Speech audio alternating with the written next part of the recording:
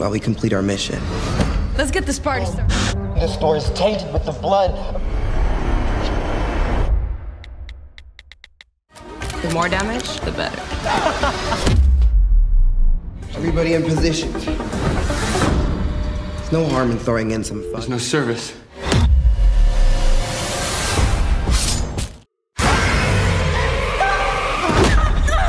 Thousands of animals from the Amazon. That was sick. No more animal massacres, deforestation. Wait till this goes viral. It's gonna be everywhere.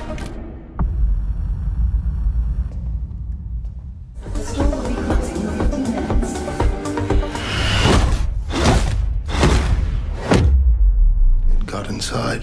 We gotta deal with this quietly. He locked us in. And you're in my hunting ground. There will be blood.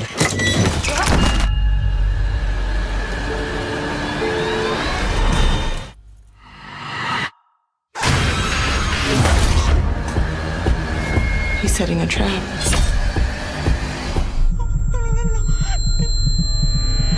What did you do? You didn't ask for a better place to die. We are all animals.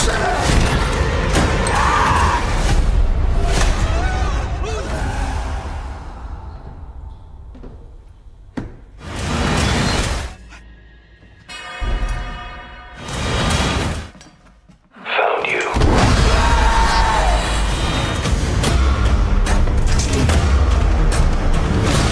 সবাইকে স্বাগতম আমার চ্যানেলে। আজ আমরা review করব 2025 সালে মুক্তিপ্রাপ্ত horror film wake up, যা পরিচালনা করেছেন ফিরসুয়াস সিমার্ট, আনুক হুইসেল এবং ইওয়ান কার্ল হুইসেল, যার একসাথে RKSS নামে পরিচিত।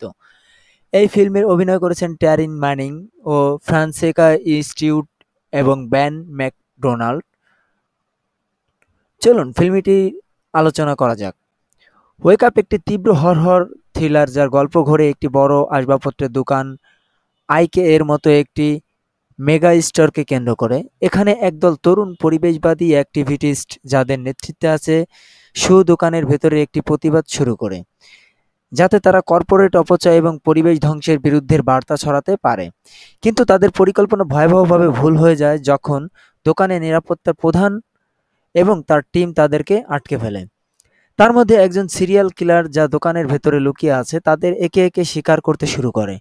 রাত গভীর হওয়ার সাথে সাথে এই বিশাল গোলকধাঁধার মতো দোকানটি একটি মৃত্যুফাঁদে পরিণত হয়।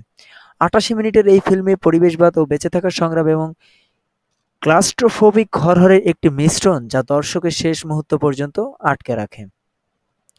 অভিনয়ের দিক থেকে ট্যারিন ম্যানিং শু চরিত্রে একটি শক্তিশালী পারফরমেন্স দিয়েছেন। তিনি একজন আদর্শবাদী অ্যাক্টিভিটিসের আবেগ এবং পরে তার ভয় এবং দৃঢ়তাকে দারুণভাবে ফুটিয়ে তুলেছেন। তার প্রতিটি দৃশ্য একটু আগুন আছে, যা ফিল্মের টেনশন ধরে রাখে। ফ্রান্সেকা স্টিউট নিরাপত্তা প্রধানের ভূমিকা একটু বেশি রিজার্ভড, কিন্তু তার শান্ত হুমকিময় উপস্থিতি ফিল্মে একটি আলাদা মাত্রা যোগ করে। বেন ম্যাকডোনাল্ড সিরিয়াল কিলারের ভূমিকায় ক্রিপি বা অপ্রত্যাশিত, যদিও তার চরিত্রে ব্যাক স্টোরি আরও এক্সপ্লোর করা যেত। পার্শ্ব চরিত্রগুলো যেমন অন্য অ্যাক্টিভিটিসদের ভূমিকায় কিছু নতুন মুখ ও মোটামুটি ভালো, তবে তাদের মধ্যে কেউ তেমন মনে রাখার মতো নয়।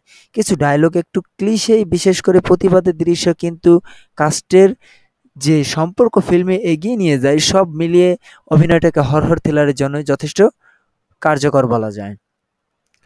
সিনেমাটোগ্রাফির দিক থেকে ওয়েক আপ একটি ক্লাস্ট্রোফোবিক এবং ভিজুয়ালি স্ট্রাইকিং অভিজ্ঞতা দেয়। RKSS টিম, যারা টার্বো কিড এবং সামার অফ 84 এর জন্য পরিচিত, এখানে দোকানের বিশাল কিন্তু সংকীর্ণ স্পেসকে একটি হরর প্লেগ্রাউন্ডে পরিণত করেছে। নিয়ন আলো, ছায়াময় কোণ এবং দোকানের আইকনগুলো লম্বা শর্ট ফিল্মের একটি আটকের পড়া অনুভূতির তৈরি করে। ক্যামেরা ওয়ার্কের হ্যান্ডহোল্ড এবং স্টেডিয়া ক্যাম শট মিশিয়ে সাসপেন্স বাড়ানো হয়েছে। বিশেষ করে চেস সিকোয়েন্স ও লাইটিং লাল নীল টোন ব্যবহার করা হয়েছে, যা ফিল্মের হরর মুডকে আরও গভীরভাবে আক্রমণাত্মক করে দেয়। তবে কিছু জায়গায় জাম্প স্কোয়ার বা গোর একটু বেশি প্রেডিক্টেবল, যা হয়তো হরহর ফ্যানদের তেমন কিছু দেবে না। সাউন্ড ডিজাইনার অসাধারণ। দোকানের ফ্লোর, পায়ের শব্দ এবং ভাঙা কাচের আওয়াজ এবং সিনথেটিক স্কোর ফিল্মের টেনশন আরও বাড়িয়ে দেয়। সব মিলিয়ে সিনেমাটোগ্রাফি ফিল্মের সবচেয়ে বড় শক্তি। ওয়েক আপ একটি ফান, ফাস্ট পেস্ট হরহর থ্রিলার যা একটি আনকমন সেটিং, একটি ফার্নিচার মেগা ওয়েস্টরকে দারুণভাবে ব্যবহার করে। ট্যারিন ম্যানিং এর অভিনয় এবং RKSS এর স্টাইলিশ ডিরেকশন ফিল্মের মজাদার রাখে এবং এই পরিবেশবাদী থিমের একটি হালকা ছোঁয়া দেয়। তবে গল্পটা মাঝে মাঝে একটু সিম্পল মনে হয় এবং কিছু হরহর ট্রপ বেশি ব্যবহৃত হয়। এটি ডন অফ দ্য ডেড এর মতো আইকনিক কিছু নয়, তবে একটি উইকেন্ড বন্ধুদের সাথে দেখার জন্য পারফেক্ট। আমি ফিল্মে 10/7 দেবো। আপনি যদি হরহর এবং স্ল্যাশার মুভি পছন্দ করেন তাহলে এটি একবার দেখে ট্রাই করে দেখতে পারেন। আপনার ওয়েক আপ দেখেছেন, কেমন লেগেছে কমেন্টে জানান। পছন্দ হলে লাইক, শেয়ার, সাবস্ক্রাইব করতে ভুলবেন না। পরে রিভিউতে আবার দেখা হবে। ধন্যবাদ।